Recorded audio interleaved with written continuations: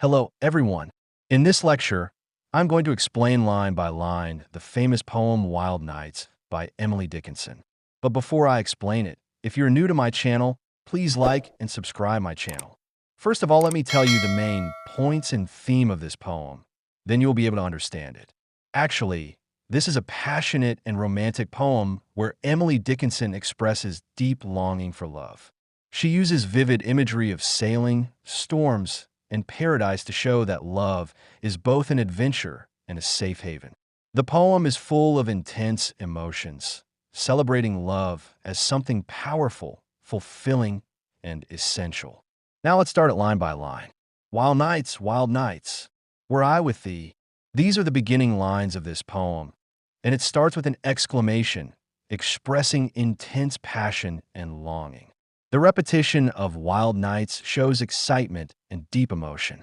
In this line, the poetess, Emily Dickinson, wishes to be with a beloved person, and her words suggest that if they were together, their nights would be filled with passion and joy. Simply, she's expressing a strong desire to be with someone she loves. Simply, you can say that she says it would be better if she were with beloved person, and then says, wild nights should be our luxury. Here, Dickinson describes the idea of love as something rich and indulgent. The word luxury suggests deep pleasure, as if being with her beloved would be the ultimate joy. She is saying that their time together would not just be exciting, but also something precious and fulfilling. In easy words, she imagines being with her beloved as a special and delightful experience. Futile, the winds, to a heart in port. Now, she introduces a metaphor.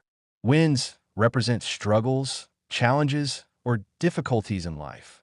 However, for a heart in port, meaning someone who has already found love or security, these difficulties no longer matter. Simply, she suggests that if she were with her beloved, nothing else would be important. In other words, you can say, she is saying that love provides safety and stability, making all worries unimportant. Done with the compass.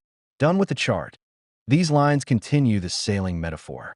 A compass and chart are tools used for navigation, but Dickinson suggests that she no longer needs them. This means that love is her new guide, and she does not need direction or planning anymore. She has already arrived at her destination. In easy words, you can say, she is saying that love is so fulfilling that she no longer needs anything else to guide her life. Rowing in Eden, the sea. Now, Dickinson compares love to Eden, which refers to the paradise described in the Bible. Rowing in Eden suggests moving through a place of pure happiness.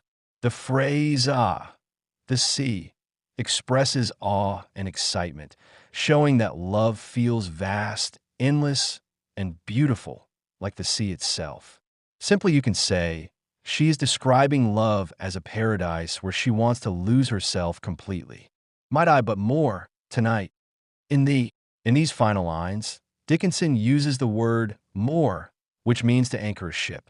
Here, she wishes to moor herself in her beloved, meaning she longs for deep emotional and physical connection. The phrase in these suggests intimacy, both physically and spiritually. This last line is full of longing, showing how much she desires to be united with her love. In simple words, she is saying that if she could anchor herself in her beloved's love, she would be completely at peace.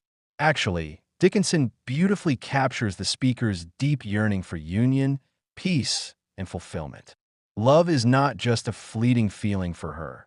It is a destination, a place where she can rest, just as a ship finds safety when it moors in a harbor. I hope you have enjoyed this lecture. Please don't forget to like and subscribe to my channel for more poetry explanations. Thank you.